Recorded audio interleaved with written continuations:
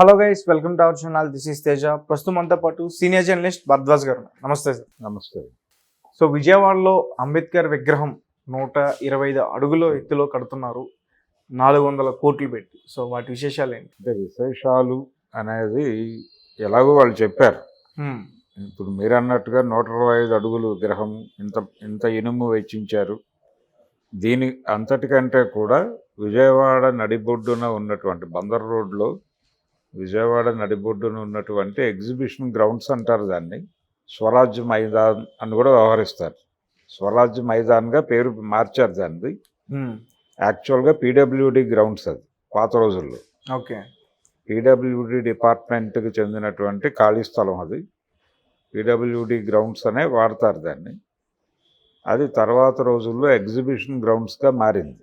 Exhibition అక్కడ పెట్టేవాళ్ళు ఆ గ్రౌండ్లో. ఆ తర్వాత ఇప్పుడు అది అంబేద్కర్ పేరుతో మారింది. అంటే ఆ స్థలంలో అంబేద్కర్ స్టాచ్యూ పెట్టాలి అనే నిర్ణయం తీసుకోవటం. నడిబొడ్డు అది విజయవాడకి దాదాపు సెంటర్లో ఉంటుంది. అందరూ అంటే విజయవాడలో ఎవరైనా సరే రోజులో ఒకసారైనా ఆ ఏరియాకి టచ్ అవుతారు. ఓకే.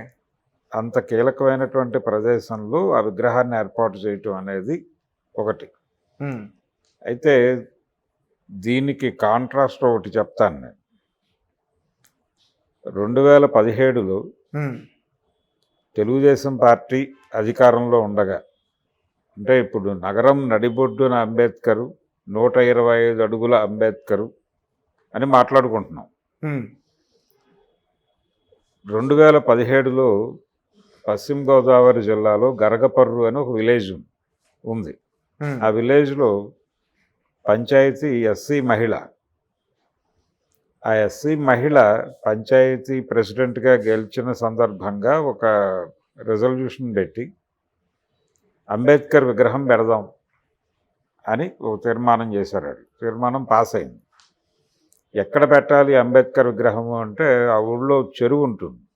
ఆ చెరువు గట్టు మీద తాండ్ర పాపారాయుడు, అల్లూరు సీతారామరాజు వాళ్ళిద్దరితో పాటు ఆ ఊళ్ళో ప్రామినెంట్గా ఉన్నటువంటి ఒక రాజుగారి విగ్రహం కూడా ఉంటుంది అక్కడ. లోకల్ రాజుగారి విగ్రహం. అది రాజుల ఊరు. అవును సార్. ఈ రాజుల ఊరు గరగపర్రులో ఆ చెరువు మీద అల్లూరు సీతారామరాజు వీళ్ళ విగ్రహాల సరసన, ఈ తాండ్ర పాపారాయుడు వీళ్ళ విగ్రహాల సరసన సీతారామరాజు విగ్రహానికి కొంచెం దగ్గరలో అంబేద్కర్ విగ్రహం పెట్టాలి అని అనుకున్నారు. దాన్ని ఊళ్ళో ఉన్నటువంటి అగ్రకులాలు మొత్తం కూడా వ్యతిరేకించాయి. పర్టికులర్గా క్షత్రియ కమ్యూనిటీ, రాజుల కమ్యూనిటీ వ్యతిరేకించింది. వ్యతిరేకించటంతో పాటు ఘర్షణ అయింది అక్కడ మాలపల్లి మొత్తం కూడా క్రిస్టియానిటీలో ఉంది, చర్చ్ సెంట్రిక్గా మారింది. అంటే చాలా పెద్ద మాలపల్లి అది. అందుకనే అది ఎస్సీ మాల కింద మారింది, ఎస్సీ మహిళ కింద మారింది అని ఇది పంచాయతీ. సో ఆ మాలపల్లిలో ఉన్నటువంటి చర్చి ముందు పెట్టుకోండి, మీరు తీసుకెళ్ళి విగ్రహాన్ని, ఇక్కడ వద్దు అని చెప్పారు వీళ్ళు. కాదు ఇక్కడే పెడతాం అన్నారు వీళ్ళు. అంబేద్కర్ ఇలా వేలు పెట్టి చూపిస్తూ ఉంటుంది బొమ్మ. ఇది సీతారామరాజు వైపు వేలు పెట్టినట్టుగా ఉంది. అంటే ఈ విగ్రహం పెట్టినటువంటి పొజిషన్ ఇది మమ్మల్ని, మా నమ్మకాలని, తర్వాత మా మనోభావాల్ని గాయపరుస్తోంది అన్నట్టుగా వాళ్ళు మాట్లాడటం మొదలుపెట్టారు రాజులు. ఇది మొత్తానికి చిలికి గాలివానై ఘర్షణ పడ్డారు, కొట్టుకున్నారు. వీళ్ళు వెళ్ళి వాళ్ళని కొట్టారు, మాలపల్లిని బహిష్కరణ చేశారు, ఊర్లోకి రానివ్వలేదు వాళ్ళని, గ్రామ బహిష్కరణ చేశారు. ఈ మాలపల్లి చుట్టూ పోలీసుల్ని మోహరించారు, కేసులు పెట్టారు ఇరుపక్షాలు. అంటే యాక్చువల్గా వీళ్ళు వాళ్ళని కొట్టి వాళ్ళ మీద కేసులు పెట్టారు, వాళ్ళు కూడా కేసు పెట్టారు. ఇందులో కూడా కొంతమందిని అరెస్ట్ చేశారు పోలీసులు. తెలుగుదేశం గవర్నమెంట్ ఉంది అప్పుడు, చంద్రబాబు నాయుడు గారు ముఖ్యమంత్రిగా ఉన్నాడు. ఆయన వాళ్ళకే మద్దతు ప్రకటించాడు. ఎవరికి? రాజులకే ప్రకటించి నెమ్మదిగా ఆ కేసు నుంచి వాళ్ళని బయటకు తీసుకొచ్చారు. స్టేటస్ కో పంచాయతీ ఆఫీస్ దగ్గరే ఉండిపోయింది ఆ విగ్రహం. ఈ కథ కూడా చూసాం మనం. అదే ఆంధ్రప్రదేశ్లో. ఏ ఆంధ్రప్రదేశ్లో అయితే ఇప్పుడు 125 అడుగుల విగ్రహాన్ని పెట్టారు అంబేద్కర్ది అని చెప్తున్నారు, అదే ఆంధ్రప్రదేశ్లో గరగపర్రులో అంబేద్కర్ విగ్రహం ఊరి మధ్యలో పెట్టుకోవటానికి అనుమతి ఇవ్వకుండా దళితుల మీద దాడి చేసి కొట్టి తీసుకెళ్ళి మీ చర్చి దగ్గర పెట్టుకోండి అన్న సంఘటన కూడా చూసాం. అదైతే ఎప్పుడో జరగలే, అది మొన్న జరిగింది, 2017లో జరిగింది. మొత్తం చాలామంది దళిత సంఘాలు వెళ్ళే అక్కడికి, చాలామంది అంటే వాళ్ళని పనుల్లోకి కూడా రానివ్వాల. పనుల్లోకి రానివ్వకపోతే రోజు కూలీ చేస్తే తప్ప నోట్లోకి 4 వేళ్ళు వెళ్ళలేని పరిస్థితి. వాళ్ళ దగ్గరికి చుట్టుపక్కల దళితవాడల్లో నుంచి బియ్యం కలెక్ట్ చేసి పంపిస్తే వాళ్ళు వంట చేసుకునేవాళ్ళు. చర్చి దగ్గర కామన్ కిచెన్ పెట్టుకుని వంట చేసుకున్నారు ఆ టైంలో. వి హనుమంతరావు గారు వీళ్ళందరూ వెళ్ళి పరామర్శించారు. వాళ్ళు అందరు రాజకీయ నాయకులు వెళ్ళి పరామర్శించారు. అప్పటి ప్రతిపక్షాలన్నీ కూడా. తెలుగుదేశం అధికారంలో ఉంది అప్పుడు.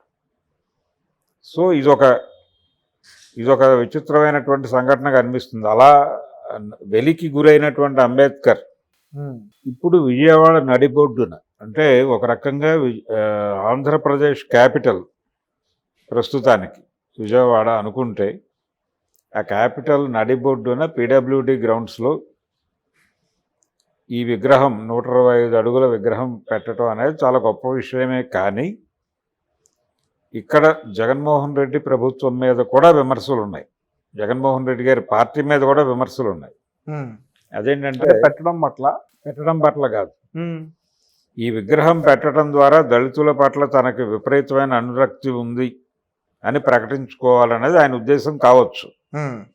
కానీ దళితులకి శిరోముండనం చేసినటువంటి తోట త్రిమూర్తులు ఆ పార్టీలోనే ఉన్నాడు, ఆ పార్టీలో చేర్చుకున్నాడు జగన్ గారు. అలాగే ఒక దళితుడిని చంపి ఇంటికి శవాన్ని పంపించినటువంటి ఆనంద్ బాబు లాంటి వాళ్ళు అందులోనే ఉన్నారు. ఇలాంటి వాళ్ళని ఎందుకు మెయింటైన్ చేస్తున్నారు మీరు మీ పార్టీలో? మీరు ఇప్పుడు దళిత ఉద్ధారకుడిగా మారాలని కదా మీ ప్రోగ్రాం, ఈ విగ్రహం పెట్టడం వెనకాల. మరి వాళ్ళని ఎందుకు పార్టీలో ఉంచుకున్నారు మీరు? కాబట్టి చిత్తశుద్ధి లోపం అనేది కూడా ఉంటుంది పార్టీల్లో. అంటే తెలుగుదేశం పార్టీ అంబేద్కర్కి అవమానం చేసింది ఆ రోజున గరగపర్రులో. మేమేదో అంబేద్కర్ని ఈ లెవెల్లో సత్కరించాం అని చెప్పుకోవడం ద్వారా వీళ్ళ టార్గెట్ ఏంటి, వైసీపీ టార్గెట్ ఏంటి? ఎలక్షన్స్ వస్తున్నాయి, ఇంకా వర్క్ కంప్లీట్ కాకుండానే ఇనాగరేట్ చేశారు. ఈ ఇనాగరేషన్ చేయటం ద్వారా దళిత ఓట్లను తన వైపు అట్రాక్ట్ చేసుకోవటం అనేది ప్రోగ్రాం. దళిత ఓట్లు అట్రాక్ట్ అవుతాయా లేదా అనేది వేరే గొడవ. ఇప్పుడు మనం ఇక్కడేమో దళిత ఓటర్లను అట్రాక్ట్ చేయటం అనే ప్రోగ్రాంలో భాగంగా అంబేద్కర్ విగ్రహాన్ని చూస్తున్నాం. 19వ తారీఖు సరిగ్గా 2 రోజుల్లో రాముడి విగ్రహావిష్కరణ ఉంది అక్కడ అయోధ్యలో, బీజేపీ నాయకత్వంలో, మోడీ గారి నేతృత్వంలో. సో రామాలయం తెరిచాం కాబట్టి హిందూ సమాజం మొత్తం సగర్వంగా మాకు ఓటేయాలి అనేది ప్రోగ్రాం. అవును, డోర్ టు డోర్ అక్షింతలు పంపిస్తున్నారు. అక్కడ 7 లక్షల మందికి అకామిడేషన్ ఉంది. మిగిలిన వాళ్ళందరూ కూడా ఈ అక్షింతలు వేసుకుని ఆ రోజు లైవ్ చూసేస్తే సరిపోతుంది అని చెప్తున్నారు. సో ఇలా ప్రతి విగ్రహం వెనకాల ఒక ప్రోగ్రాం ఉంటుంది, ఒక హిడెన్ ఎజెండా ఉంటుంది, ఒక వ్యూహాత్మక వ్యవహారం ఉంటుంది. కొన్ని ఓట్లని అట్రాక్ట్ చేయటం అనేది ప్రోగ్రాం. రేపు పార్లమెంట్ ఎన్నికల్లో బీజేపీ ఓడిపోతే రాముడికి ఇబ్బందే. నీ గుడి ఓపెన్ చేశాం మేము, అసలు 500 సంవత్సరాల పాటు అలా ఉన్నటువంటి సంక్షోభంలో ఉన్నటువంటి రామజన్మభూమిని బయటకు తీసుకొచ్చి విముక్తి ప్రసాదించి నీకు ఆలయ నిర్మాణం జరిపి ఇంత చేస్తే మేము ఓడిపోయాము, ఏమిటి నీ పరిస్థితి అని రాముడిని క్వశ్చన్ చేయొచ్చు. బీజేపీ చేసే ప్రమాదం ఉంది. అలాగే ఇప్పుడు అంబేద్కర్ గారికి 125 అడుగుల విగ్రహం పెట్టారు విజయవాడ నడిబొడ్డున. రేపు పొద్దున అసెంబ్లీ ఎన్నికలు జరగబోతుంటాయి ఏపీలో. ఆ ఎలక్షన్ సందర్భంగా ఏదైనా తేడా జరిగితే యాజ్ ఆన్ టుడే మేము గెలుస్తున్నామని రెండు పార్టీలు చెప్పుకుంటున్నాయి, టీడీపీ వైసీపీ రెండు. ఏదైనా తేడా జరిగితే అంబేద్కర్ పెట్టడం వలన జరిగింది, లేదా అంబేద్కర్ని ఇది చేయటం వలన, అంటే మాకేం కలిసి రాలేదు అనే మాట కూడా రావచ్చు. కాబట్టి అంబేద్కర్ కూడా రాముడిలాగా మాట కాయాల్సి వస్తుంది. ఓకే, ఇప్పుడు వచ్చినటువంటి 125 అడుగుల అంబేద్కర్ కూడా ఈ విగ్రహాలు పెట్టటము, ఈ గుళ్ళు నిర్మాణం చేయటము, ఇదంతా కూడా ఓటర్లని అట్రాక్ట్ చేసే ప్రోగ్రాంలో భాగంగానే జరుగుతోంది నిర్మోహమాటంగా. అంటే ఇప్పుడు జగన్మోహన్ రెడ్డి గారు చంద్రబాబు నాయుడు గారు కట్టించిన సెక్రటరీని కూల్చేశారు ఆయన ప్రభుత్వం వచ్చిన తర్వాత. సెక్రటేరియట్ని కోల్చలేదండి, సెక్రటేరియట్ బాగానే ఉంది, అలాగే శాసనసభ బాగానే ఉంది, హైకోర్టు బాగానే ఉన్నాయి, అక్కడే పని జరుగుతోంది. ఆయన కూల్చింది ప్రజావేదికని మాత్రమే కూల్చాడు ఆయన. ఓకే, ప్రజావేదికని ఆయన ముఖ్యమంత్రి అంటే ఎన్నికల్లో గెలిచి ముఖ్యమంత్రి అయిన ఇమ్మీడియట్గా ఆయన చేసిన మొదటి యాక్టివిటీ ప్రజావేదికను కూల్చడం. ఓకే, కాబట్టి అంటే సెక్రటేరియట్ నిర్మాణం జరగటం వలన చంద్రబాబు ఓడిపోయాడు ఇలాంటివి అంటే తాత్కాలికమని చెప్పాడు ఆయన. తాత్కాలిక నిర్మాణాలు అన్నాడు. నిజానికి కేసీఆర్ ఇక్కడ పర్మనెంట్ నిర్మాణం చేశాడు 2 ఏళ్ళు తక్కువ టైంలోనే. ఇంతే టైంలో అక్కడ కూడా చేసి ఉండాల్సింది, పర్మనెంట్ కన్స్ట్రక్షన్ చేసుంటే కొంత ఉపయోగపడేది అతను. ఇలాంటి తప్పుడు నిర్ణయాలు కొన్ని జరిగినాయి టీడీపీ హయాంలో, అవి పక్కన పెట్టేస్తాయి. ఇప్పుడు పరిస్థితి ఏంటి, అంబేద్కర్ విగ్రహం ఇక్కడ పెట్టారు, అక్కడ పెట్టారు. ఇక్కడ అంబేద్కర్ విగ్రహం పెట్టాడు, సెక్రటేరియట్ కట్టాడు, మెట్రో రైలు కేసీఆర్ టైంలోనే వచ్చింది. ఇన్ని చేసినప్పటికీ ప్రజలు వ్యతిరేకంగా ఓటేశారు మొన్న బీఆర్ఎస్కి. కాబట్టి ప్రజలు ఎలా ఓట్లేస్తారు, దేన్ని చూసి ఓట్లేస్తారు అనే దానికంటే కూడా అసలు చిత్తశుద్ధి ఉందా ఈ ప్రభుత్వానికి అనేది. దళితుల పట్ల చిత్తశుద్ధి ఉంటే అంబేద్కర్ విదేశీ విద్య అనే పేరుతో ఉన్నటువంటి ఒక పథకానికి అంబేద్కర్ పేరు తీసి జగనన్న విదేశీ చదువు పథకం అని మార్చారు కదా ఏపీలో. ఈ పని ఎందుకు చేశారు మీరు విగ్రహం పెట్టి? అందుకని ఏదైనా ఒక యాక్టివిటీ చేసేటప్పుడు నిజాయితీ మీద అనుమానం వచ్చే ఇతర కార్యక్రమాలు చేయకూడదు. నిజాయితీ మీద డౌట్ వచ్చే అనేక ఇతర కార్యక్రమాలు జగన్ గారు చేశారు, ఈ తోట త్రిమూర్తులని పార్టీలో పెట్టుకోవడం లాంటివి. సో వీటన్నిటి మీద బయట చర్చ జరుగుతోంది. రామాలయ నిర్మాణం అని మోడీ గారు చెప్పగానే రామాలయ నిర్మాణం వెనకాల జరిగిన విధ్వంసము, బలైపోయినటువంటి ప్రాణాలు గురించి మాట్లాడుతున్నారు జనాలు.